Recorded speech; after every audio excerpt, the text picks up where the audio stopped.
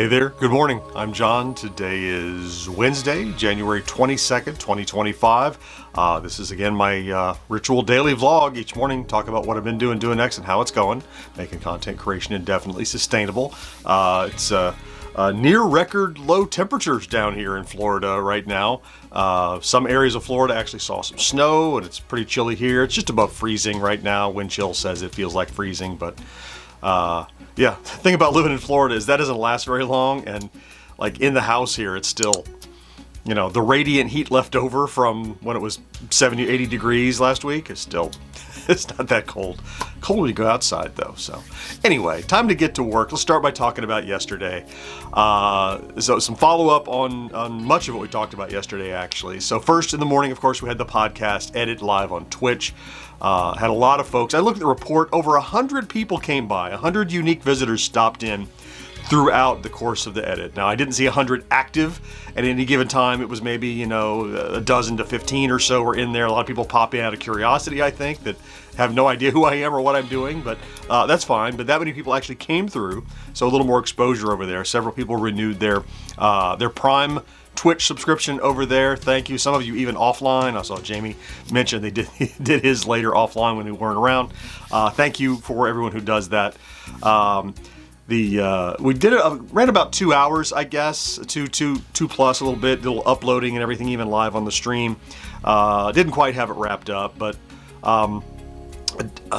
let's see. I ducked out to lunch, and as soon as I got back from lunch, I got word back from our new sponsor who approved the video, as I expected they would. There was no reason for them not to, because they'd seen all the pieces. So we'll talk more about the sponsorship thing, and I saw several people, including Silverblue, was asking, you know, kind of said, well, I'm not at that point yet, but I'm curious to hear a little more about it. So I'll tell you a little more about how that process has worked. Kind of unique in this case, but it kind of I'll share globally as well. Anyway, I'll get to that in a minute. So since that then got announced, since I then got released so that I could publish it, when I got back, it was about 1:30 or so. I published that video. So that was an update on the Atari Game Station Go that we showed at CES a couple of weeks ago. What I wanted to do was take all of the comments I saw in the videos I published at CES and compiled those into a top 10 most frequently asked questions video that answers all those things. Because I found myself repeating over and over and over in the comments these same answers. So clearly there was a demand for information. So I got that out there, and it's as is my way. It's not a fluff piece, right? It's all the good and the bad. The things that we don't know yet or not sure about were clearly laid out. The things that were not ideal, like a paddle instead of a spinner and a digital D-pad instead of analog, all that.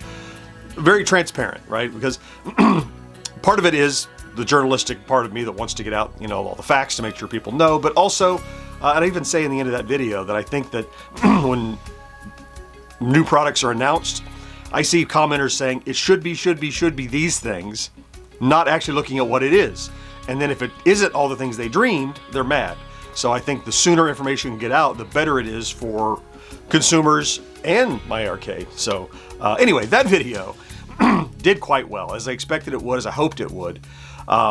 Just since yesterday afternoon, not even 24 hours, 5,300 views on that, which in this chart makes it look like it's the middle of the pack, which is true, but it's also the best performing video since CES. So if you were not to look at the remaining 4 or 5 that are still from CES, this is the number one. It's just that it's in comparison with so many others. So happy with how that did. Wish it'd come out on Monday, but got it on Tuesday. I feel like I lost a day a little bit. I didn't, of course, it was production, but it's the feeling. It's not being in control of when I published bugged me, but I'll get over it, I guess. In the afternoon, also beyond that, I did a follow-up call with my arcade. In preparation of a call we're going to do today, which we'll talk about in a second. I got the podcast publishing tasks done, all the website stuff done, all the uploading and commercial markup and all that. So that episode we did is now out of my hands. It'll publish automatically tomorrow morning. Let's talk stats. So I think I have an idea about stats, how we'll update this chart in the near future. But for now, let's talk about where we're at, which is still on the downslide of the stats bump from CES. So here's my little chart. You know, I'd like to be at or above this midpoint, which is 13,000 views and 80 subscribers average over the last 7 days. So we're below our target, even though we had a good yesterday, below our target. That'll probably come up a little tomorrow, we'll see. But 12.6 thousand views average. Subscribers are still above our target, 134 subscribers average over the last 7 days. Now that actually represents a real dip over the last few that's starting to come up a little bit, I think. All that being said, another 100 milestone. Yesterday we were at 77.1. And today we're at 77,200 and just shy of a half, I think. So let's talk about today. So today, several things I want to do. First of all, I mentioned I had a planning call with My Arcade yesterday. I'm going to be on a call with them today with one of their buyers, just to kind of. There's a sales guy there who's like, I don't know the games as well as you do. Can you talk? So I'll be on the call, kind of just to talk about the new products that we saw at CES. With them. So that's a paid gig, right? So that's my time that they're buying, which is use my expertise to leverage to, yeah, all good stuff. Not much, just to, compensate my time. I want to produce a long form today, a relatively easy long form. I got a new product in the mail from Atari and PlayOn. That's something that was pre-ordered long ago and is finally starting to ship, I guess. So I want to highlight that today. I think that'll be easy when to knock out this afternoon. I also want to do some writing for an editorial that I want to hope to get out on Saturday, which means I would produce it on Friday. Let's see. Still don't have my Friday plays locked in for Friday, and I got to produce it tomorrow, so I guess I'll get that done today. I have to. Procrastination is terrible. And finally, at the end of today, we'll record 1980s Now. I'll be there with Kat and Will live 7 p.m. Eastern on Facebook and YouTube. It's a great time. If you're around, have anything cooking at that time, even if you haven't checked it out before, check it out. It's the live show that you would hear, live version of the show you'll hear Mondays, edited, but it's a little more loose form, and you get to hear all the cut-ups and interaction with the people at live and chat.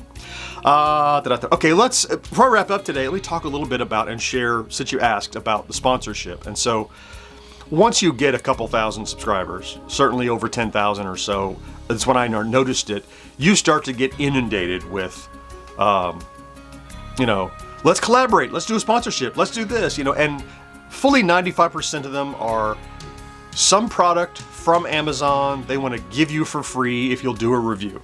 And most of them have nothing to do with us. They just shotgun this stuff. It's baby clothes or, an earbud or, I don't know, a kitchen utensil. Is it anything? They just blast it out. They don't care what your market is. And so I see a lot of those and we just instant delete them. Some of them we hear and they look like something and we talk to them and it goes away.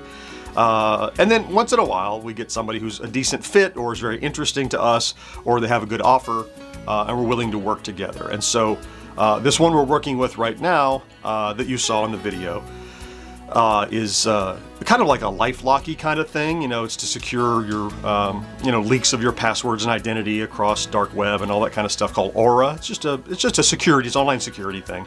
It's a service that they have. We're actually working with their provider called Influence Logic. But the coordination with them it's very odd.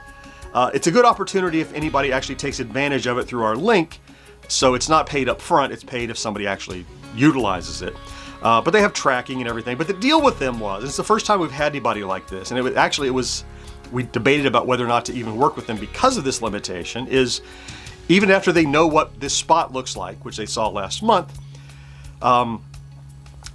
they won't pay out somehow unless they have seen the video before you publish it, meaning unlisted video they wanted to see. And that's what happened yesterday and the day before when I released it to them. And really it's, I think what it is a level of approval to make their sponsor, to make their client, Aura, happy. They already knew what my integration was, the internal spot I'd already edited. I followed all the rules. I tagged it where I was supposed to, put the link where I was supposed to and all that. And the weird thing is that it's not like, it's not an onboarding thing. It's for any video I want to publish in the future, I have to do that with them. And the only reason we're doing that is because of the revenue potential. And this is a test drive. Like, just because we did it once doesn't mean it's going to be in every video or any video in the future, frankly. They're trying us out and we're trying them out. Doesn't cost them anything more now at this point, unless people actually act upon the offer in the video that's being advertised. So I guess I'll just kind of wait and see, because if it does well, I'll want to use them as a sponsor again. But but even if it does well, you have to measure. Like, well, I have to put it in a video that I don't care if it comes out on time. Right? It has to be something it can't be a brand new product. It would have to be a yard sale find. It would have to be something evergreen. It'd have to be a Friday Plays or something that's not timely. And a Friday Plays wouldn't work because I release it on Thursday to members. I would have to have it out by Wednesday for them to approve by Thursday to get out for Friday. Like, it's very, like, if you want to have a schedule, it's tough. Or unlike me, which I can't do, I don't work a week ahead. I don't have next Friday's video ready to publish to wait for somebody to approve. So we'll wait and see. We'll wait and see. So far, good experience with Influence Logic. That's gone very well. They're not the first advertiser we've worked with, but they're the first one we worked with that had these kind of restrictions that were a little bit different. So it doesn't seem like the norm to me, but maybe as we get more work with other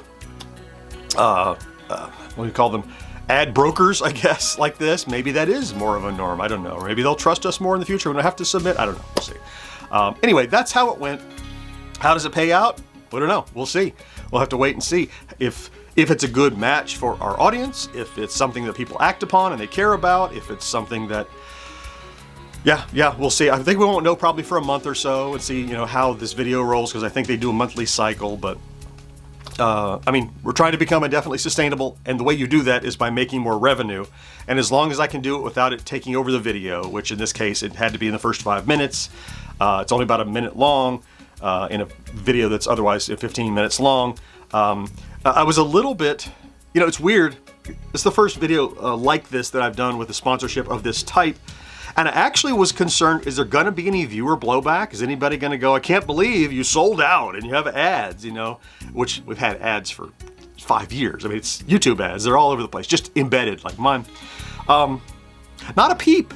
I think maybe it's become the norm and people are now accustomed to the fact that creators have ads occasionally, and the skip button is there. You know how to get past an ad if you don't care. And if you do, well, then maybe you'll act upon it. So I was a little concerned, and I'm very happy to say that nobody had any comments to say anything about, I hate that you have an ad. At which my response would be, I'm sorry I have ads. Please consider joining our Patreon to get rid of the ads. So if that's big enough, we won't need those, right? So, yeah, but that'd be kind of glib to do. I don't know if I'd actually do that comment, but anyway. So that's how this sponsor went. As others come along, I'll share with you. I'll let you know how the success is of this one. I mean, right now it's paid us 0, so we'll see if this is greater than 0 in a month.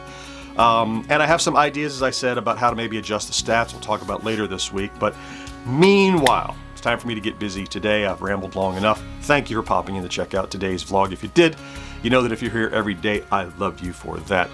Thank you so much for being here regularly and helping be part of my support system and keep me going. Have a great Hump Day Wednesday. Don't forget to do something good for yourself. And I'll talk to you again next day. Bye-bye.